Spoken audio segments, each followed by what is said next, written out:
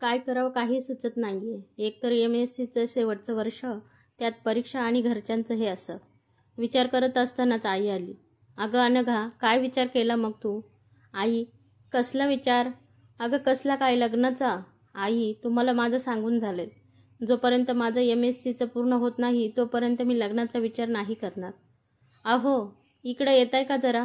आलो. बोल, काय झालं? अहो बघा ना, अनघा हट्ट करून बसली आहे, ऐकतच नाही. मी समजावून थकले. आता तुम्ही सांगा तिला. आणि हो, ते जोशींचा फोन आलेला, ते परवा यायचं म्हणताय अनघाला बघायला. सांगा जरा हिला समजावून. मग त्यांना फोन करून कळवावं लागेल. मी बोलतो तिच्याशी, तू जरा शांत हो. अनघा, हे बघ बाळा, सगळ्यांनाच कधी ना कधी लग्न करून सासरी जावंच लागतं. बाळा, ही रीतच आहे दुनियेची. बाबा, मग मी कुठे नाही म्हणते, फक्त एवढंच म्हणते आहे की इतकी घाई का?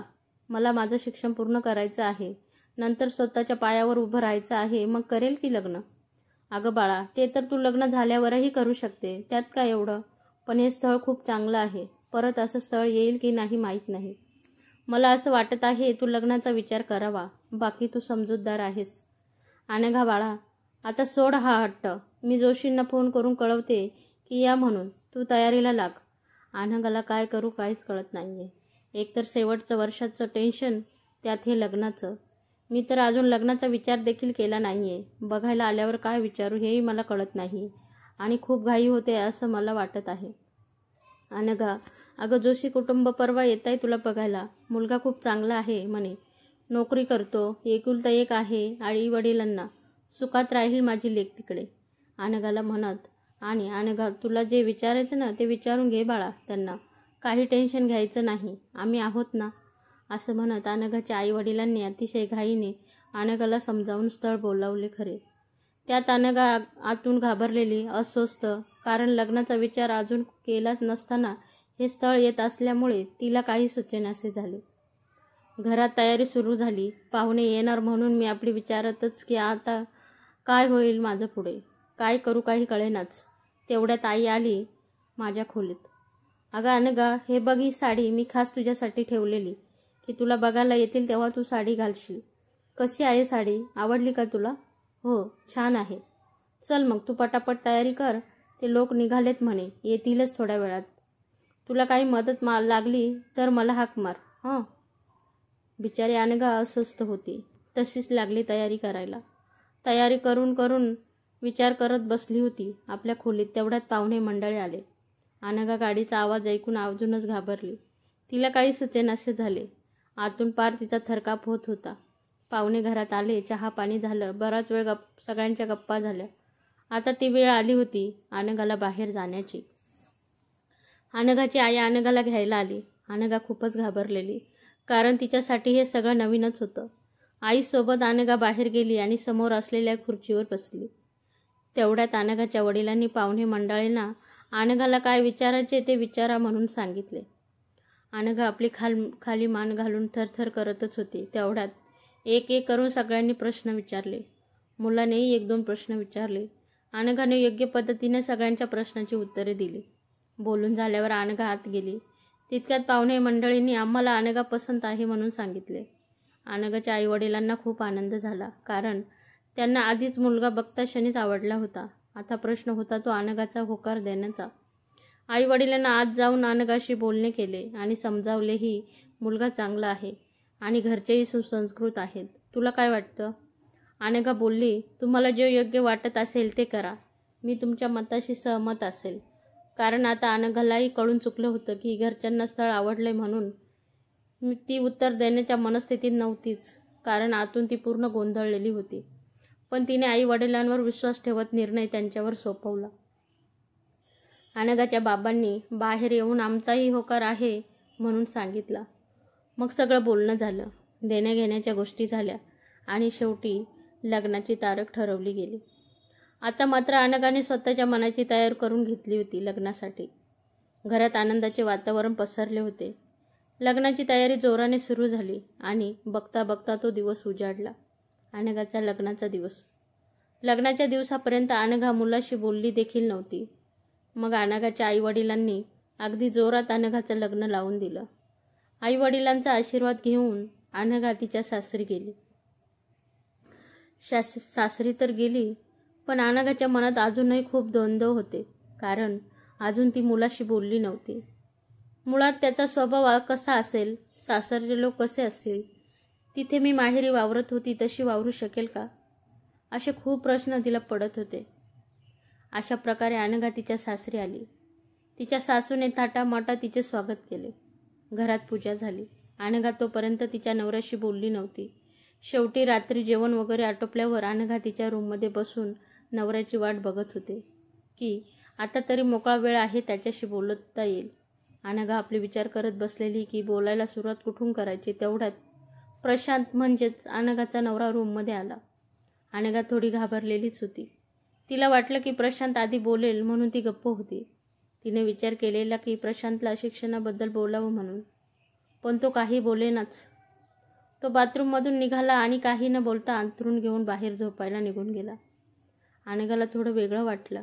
तिला प्रश्न पडला की प्रशांतने असं का केलं असेल, पण ती त्या दिवशी इतकी दमली होती की तिला गाढ झोप लागली. दुसऱ्या दिवशी सकाळी अनघा उठली. ती पटकन आवरून तयार झाली आणि किचनमध्ये गेली. तिने सगळ्यांसाठी चहा बनवला. सगळ्यांना चहा देऊन ती प्रशांतसाठी चहा घेऊन त्याच्या रूममध्ये गेली. चहाचा कप पुढे करत तिने प्रशांतला आवाज दिला. प्रशांतने तो कप जोरात हात मारून फेकून दिला आणि बाहेर निघून गेला.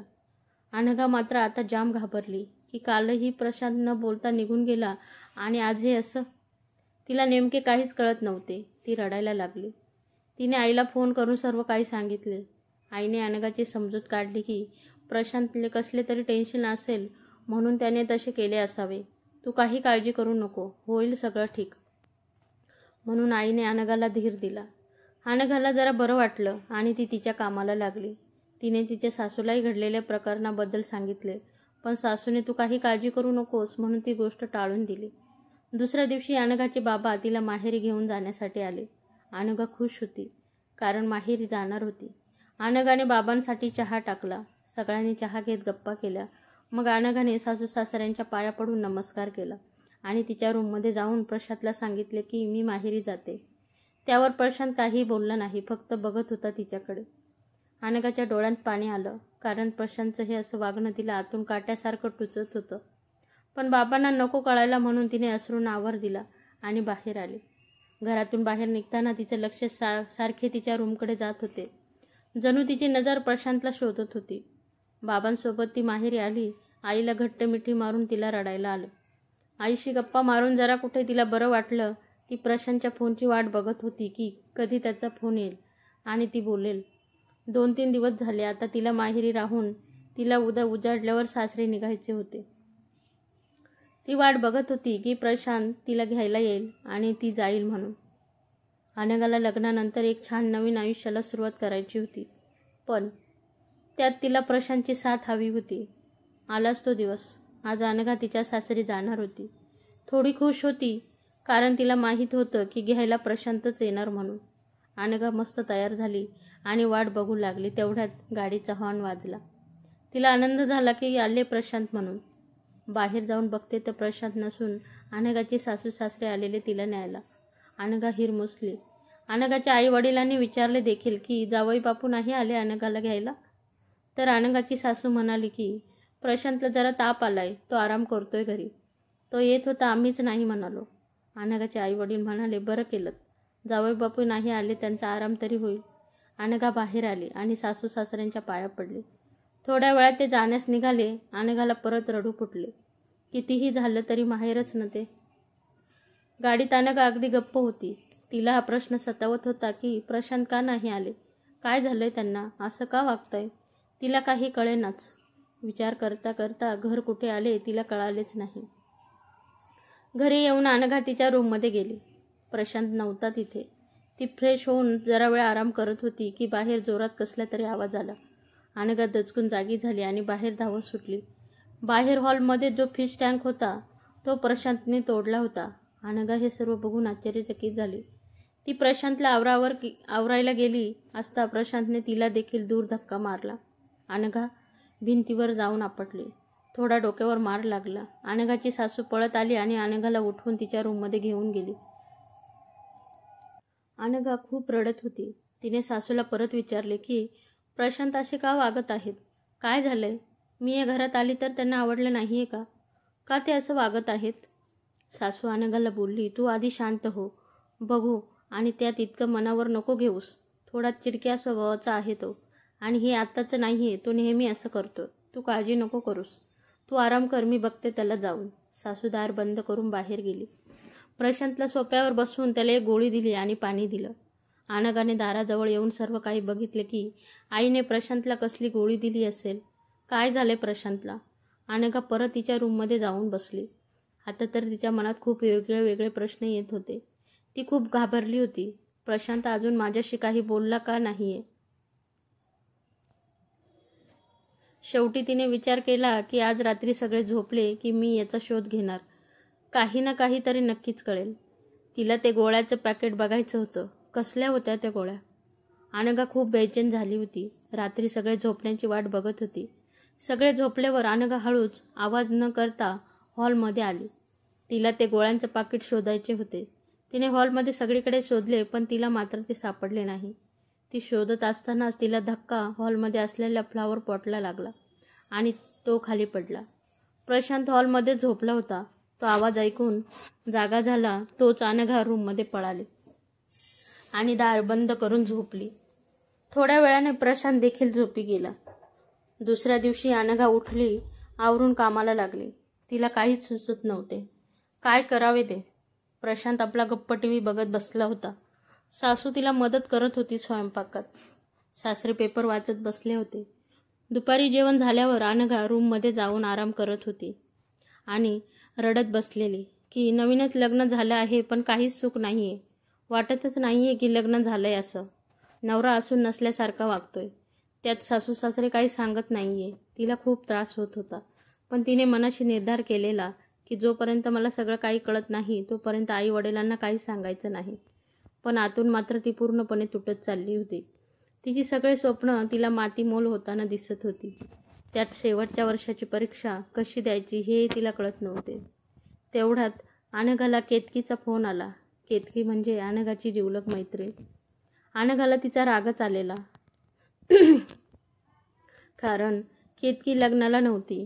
केतकीने फोनवर अनघाची माफी मागितली. अनघाच्या लग्नाच्या दिवशी केतकीच्या बाबांची बायपास सर्जरी झालेली म्हणून केतकी इच्छा असूनही लग्नाला जाऊ शकली नाही. हे ऐकून अनघाला वाईट वाटले. अनघाने केतकीला बाबांची विचारपूस केली. दोघांच्या छान गप्पा रंगल्या. तसं तर केतकी ही डॉक्टर होती. तिचा स्वतंत्र दवाखाना होता. केतकीने अनघाला लग्नानंतर कसं चाललंय असं मजेत विचारलं. तोच अनघा रडू लागली आणि घडलेलं सर्व काही तिने केतकीला सांगितलं. तिने जे काही सांगितलं ते ऐकून केतकी अक्षरशः अवाक झाली. किती वेळ तर फोनवर बोललीच नाही. अनघा तिला सारखी आवाज देत होती, केतकी काय झालं म्हणून. पण केतकी मात्र ते सर्व काही ऐकून निशब्द झालेली. जणू काही अनघापेक्षाही मोठा धक्का केतकीला बसला आणि केतकीने एकाएकी फोन ठेवला. केतकीने फोन ठेवताच अनघाला वाटलं केतकीला काही काम आले असेल म्हणून तिने कट केला असेल फोन. पण तिकडे केतकी मात्र वेगळ्याच विचारात होती. तिच्या पायाखालची जमीनच जणू सरकली होती. इकडे अनघा आवरून बाहेर आली. सगळ्यांसाठी चहा टाकला. रात्रीच्या जेवणाची तयारी सुरू झाली. अनघा शांत होती. तिचे काम करत होती. सगळ्यांची जेवण आटोपली. अनघा तिच्या रूममध्ये जाऊन झोपायच्या तयारीत होती. तिने दार लोटून दिवे बंद केले आणि तिच्या पलंगावर झोपली. तोच दार उघडण्याचा आवाज आला. अनघा दाराकडे बघू लागली. बघते तर काय, प्रशांत आत आला होता आणि आत येऊन तिच्या बाजूला येऊन झोपला. ती जरा घाबरलीच. तिकडे तोंड करून झोपला होता. अनघाने हळूच पांघरून प्रशांतच्या अंगावर टाकले. प्रशांत झोपी गेला. आज अनघाला मात्र थोडा आनंद झाला. कारण काही का असेना पण प्रशांत मात्र आज तिच्यासोबत होता.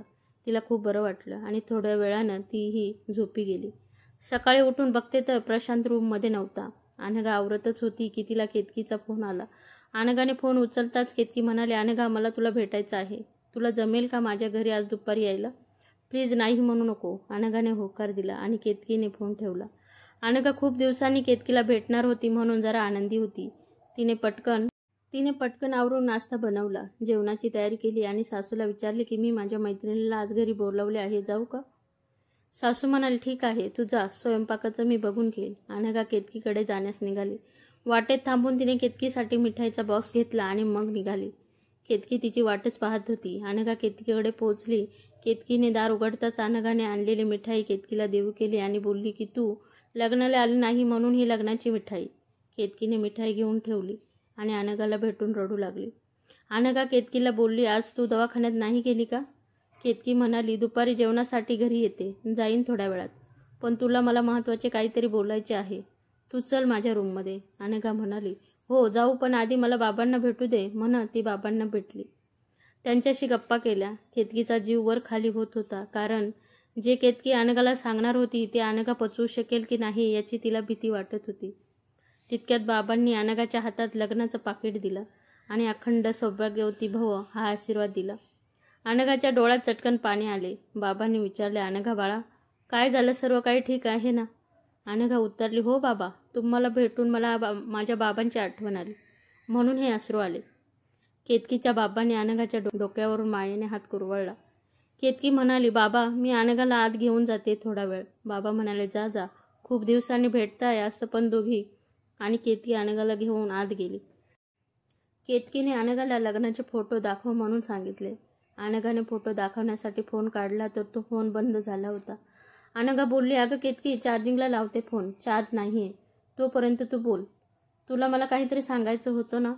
केतकी म्हणाली, मी ते नंतर सांगेन, आधी मला तुझे फोटो बघू दे. अनघा बोलली, अगं चार्ज होतोय, थांब की, मग दाखवते. तू सांग ना, काय सांगणार होती? केतकी म्हणाली, नाही, मी जे सांगणार आहे ते तुझ्या फोटोशी निगडीत आहे, म्हणून मला आधी फोटो बघणे गरजेचे आहे. अनघाला हसू आले. केतकी काय बोलत होती तिला काहीच कळत नव्हते. पण केतकी वेगळ्या विचारात होती. तिला अनघाच्या लग्नाचे फोटो बघणे अत्यंत गरजेचे झाले होते. त्याशिवाय ती निष्कर्ष काढू शकत नव्हती. दोघांच्या छान गप्पा रंगल्या होत्या. केतकीचं संपूर्ण लक्ष मात्र अनघाच्या फोनकडे होतं. बोलता बोलता अनघाचा फोन चार्ज झाला होता. केतकीने पटकन फोटो दाखव म्हणून अनघाला सांगितले. अनघाने फोन घेतला आणि केतकीला तिच्या लग्नाचे फोटो दाखवत म्हणाली, हे बघ, केव्हापासून तुझं फोटो पुराण सुरू आहे. असं म्हणत अनघाने तिचा फोन केतकीला दिला. आता मात्र केतकी मनातून खूप घाबरली होती. तिला जी भीती होती ती खरी ठरते की काय फोटो बघून, असं तिला वाटू लागले.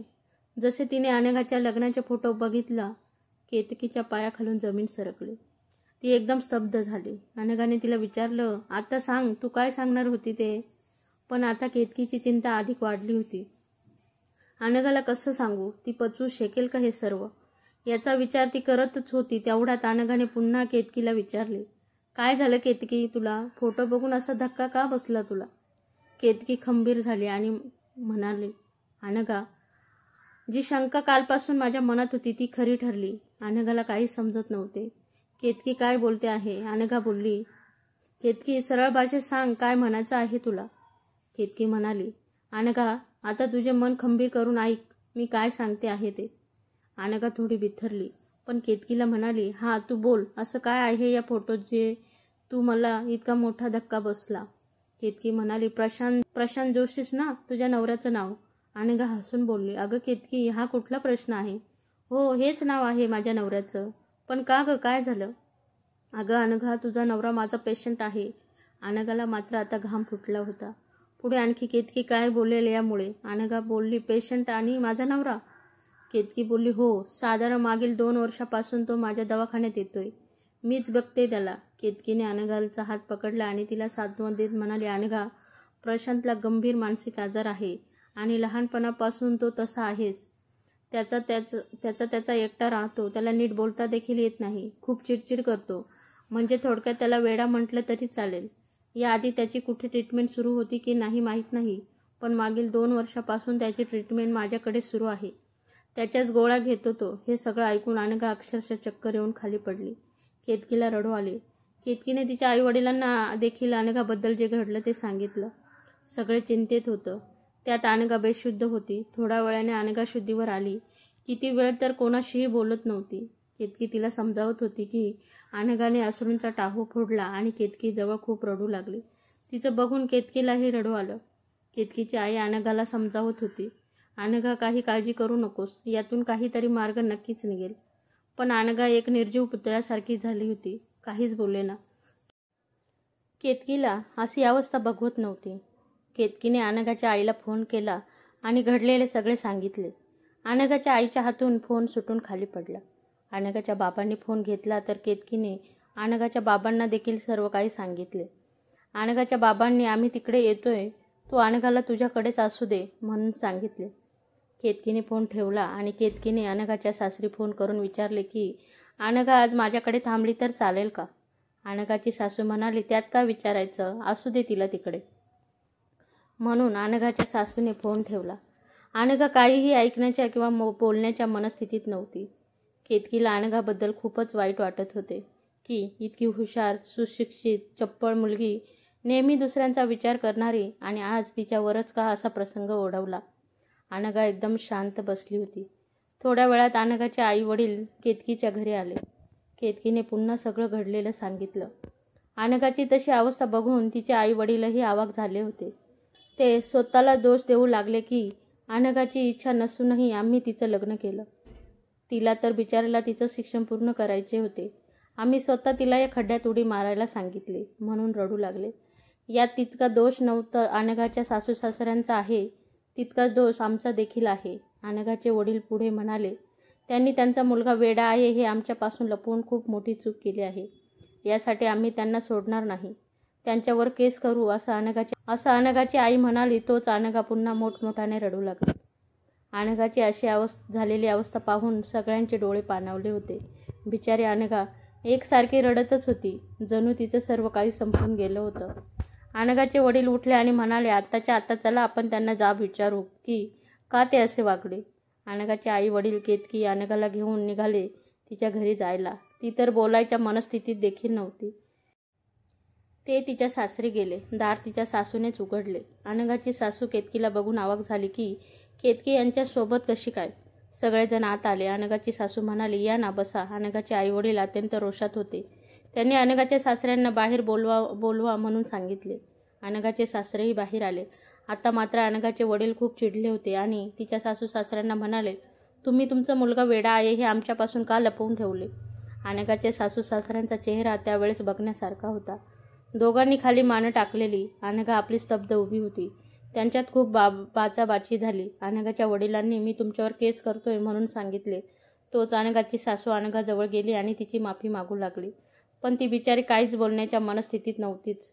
अनघाची सासू म्हणाले, आमचं खरंच चुकलं, आम्ही ही गोष्ट लपवली, पण तुम्ही केस करू नका, आपण सोडवू ना हा प्रश्न.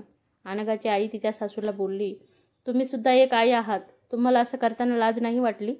एक मुलीचं जीवन तुमच्या मुलामुळे तुम्ही चक्क उद्ध्वस्त करून टाकलं. तुम्हाला मुलगी असती ना तर कळालं असतं तुम्हाला किती त्रास होतो ते. आणि केतकी जी प्रशांतची डॉक्टर होती तिनेही अनघाच्या सासू सासऱ्यांना मी अनघाची मैत्रीण आहे म्हणून ओळख दिली आणि आज अनघा माझ्याकडे आलीच होती. ती तर बिचारी अज्ञान होती या गोष्टीला घेऊन. जेव्हा तिने तिचा लग्नाचा फोटो मला दाखवला तेव्हा सगळं उघडकीस आलं, असे केतकी अनघाच्या सासूला म्हणाली. आणि एक मैत्रीच्या नात्याने सांगते, तुम्ही खूप चुकीचं वागले आहात, याची शिक्षा ही तुम्हाला मिळायलाच हवी, असे बोलून सगळे अनघाला घेऊन तिथून निघून गेले. शेवटी व्हायचं तेच झालं. अनघाच्या सासू सासरे यांच्यावर अनघाच्या आई वडिलांनी केस केली. केसचा निकाल लागेपर्यंत 7-8 महिने उलटून गेले. निकाल अनघाच्या बाजूने लागला. जेवढं लग्न त्यांनी दिलं होतं ते सगळं त्यांना परत मिळालं. दोघांचा घटस्फोट झाला. अनघाच्या सासू सासऱ्यांना 6 महिन्याची कारागृहाची शिक्षा झाली आणि प्रशांतला मानसिक वॉर्डमध्ये शिफ्ट करण्यात आले. पण या सगळ्यात अनघाचे कुठे चुकले सांगा ना. काय दोष होता तिचा म्हणून तिच्यासोबत हे असं घडलं. तिची खूप स्वप्ने होती. तिला स्वतःच्या पायावर उभी राहायचं होतं. एक चांगल्या घरातून सुशिक्षित असलेली एक मुलगी, तिच्यासोबत असं काही घडणार होतं याची जरा देखील कल्पना बिचारीला नव्हती.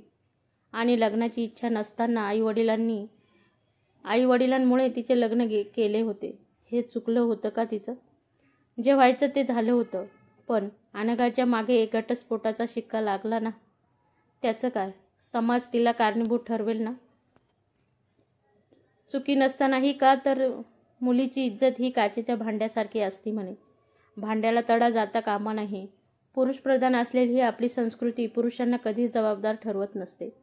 भले चूक पुरुषाशी असो, त्यांची थोडीच इज्जत जाते. त्यांचं काय, एक लग्न मोडलं की लगेच दुसरं करता येतं. त्यांना कोणीच नावं ठेवत नाही. पण सगळ्यात आधी मात्र मुलींना ग्राह्य धरलं जातं आणि हा सिक्का असा असतो की कधीच पुसला जात नाही. आणि ती बिचारी आतून तुटते ते वेगळंच. आज देखील आपल्या समाजात अनेक अनघा आणि प्रशांत असतील. लग्न म्हणजे खेळ नसतं, ते एक पवित्र नातं असतं, निर्मळ नातं असतं. त्यात अशा गोष्टी लपवून कशा चालतील? आणि हो, जेवढी चूक अनघाच्या सासूसासऱ्यांची होती तेवढीच चूक अनघाच्या आईवडिलांची सुद्धा होती. त्यांनी त्यांचा निर्णय अनघावर लादला होता. तिने तर आईवडिलांच्या इच्छेखातर स्वतःचं जीवन आगीत झोकून दिले.